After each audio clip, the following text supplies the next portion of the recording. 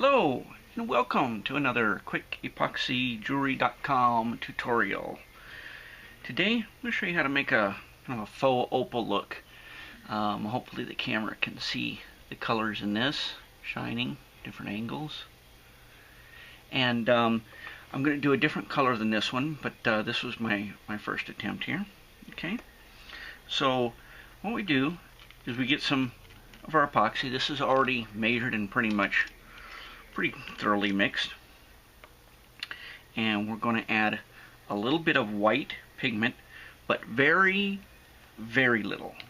I'm actually going to try to control this with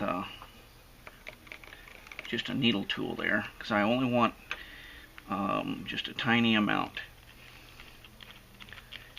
Actually, that's perfect. You see, I just had just a tiny bit on the end of a needle tool, and that was enough to make this milky.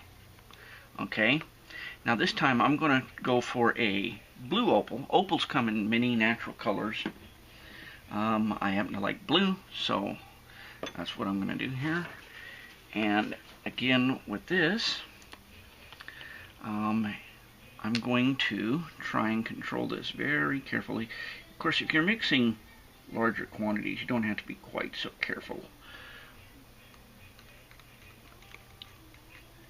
Yeah, I like a little more than that. I'll go ahead and put one drop in. I don't mind if it's pretty blue. Okay, so there's our blue in there. Wipe off my tools here, and I'm gonna mix that in. This should just be a light blue, almost clear. I don't know if you can tell, but you can kind of see through that still. We don't want it fully opaque, but you don't want it crystal clear either. That's why I put the white in. The white, our blue is clear, so it would be clear blue that you could see through. I put just a tiny quarter of a drop of the white in there to make it slightly opaque. Not very opaque, but just a little slightly. Now we always put, once we mix, we always put it in a second container to mix.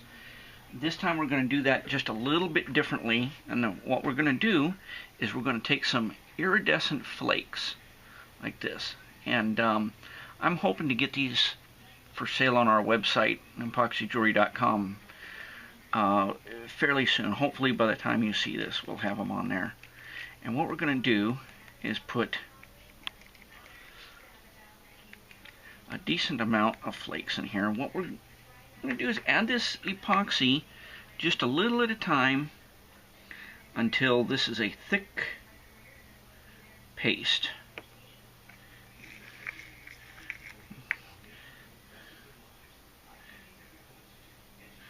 Like that.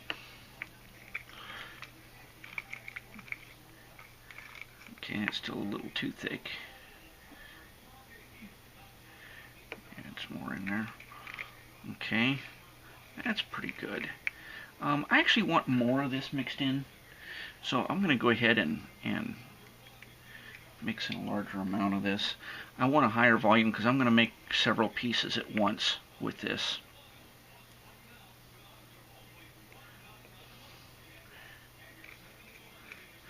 See, in the iridescence, I don't know if you can see that, but it already looks neat. It's got that blue cast, slight blue cast to it, and a really neat iridescence.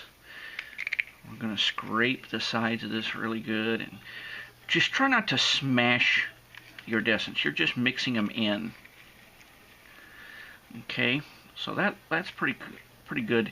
It's a little thick, and just a little bit more of the blue. We want it to pour, but not real thin. Okay, that's looking better. That's more the consistency that you want right there. Okay, now we got that. Move this out of the way here. We've got a standard mold here, jewelry mold. And now there's a couple ways you could do this, depending on how much of the iridescent effect that you want. Okay, you can just pour this in as is, Fill up the mold to the level that you desire. Okay, and that could be the end of it. Or you could also take and pinch a small amount of iridescent flake into the bottom of the mold and then fill it in. And this will make sure that there's more of the iridescent right at the surface. Fill that in.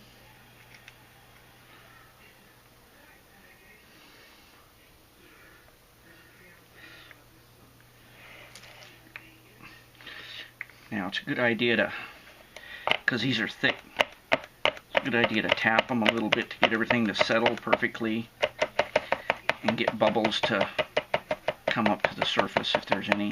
The epoxy will always clear itself nicely of bubbles, but when there's such thick substrate inside of it, it needs a little help sometimes. So we'll just tap that like that, okay? And since I have quite a bit more of the epoxy here, I'm going to go ahead and take and pinch some more of the iridescent in there.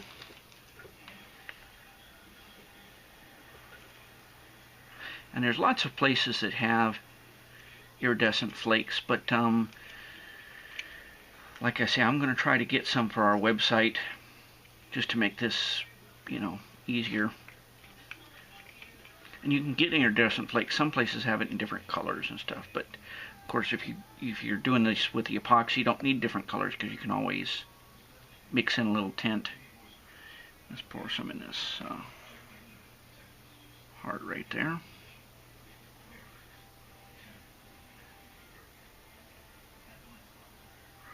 A little bit more. There we go. Now you see, because it's so thick, it doesn't want to settle on its own. That's why you want to give it a little tap. I'll do that one. Let's do one of these bars. I like these longer bars here.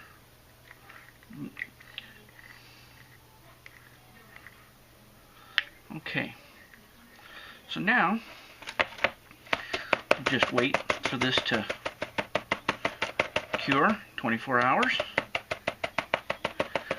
We'll unmold it and see what it looks like. It's a fairly easy technique to do. As you saw, it took me just a few minutes. And you can add whatever colors you want into the epoxy. You don't have to use blue. This one here was, I added way too much white with this, but then I also added a tiny drop of amber because I didn't want it pure white. So that's why it looks like a cream color. I think it would look really good too with red if you just put a drop of red in there. And this was about the same amount of epoxy as I started with here, but I put one whole drop of white, and that's why this one is perfectly solid. But you can still see the iridescence on the top. So I mean, it's still good to do it this way. I just think I'm going to like it a little bit better with the less opaque. So when these come out, I'll show you the results. Thanks for watching. Okay, here's the finished product. You can see here the ones that look black, what I did was I poured a little bit of black epoxy in over the back of the blue. So it is blue, but it gave it a black background. As you can see, all the shimmering. I'm moving the camera around quite a bit so that you can tell where it's shimmering and where it's not. So that's it. Thanks for watching.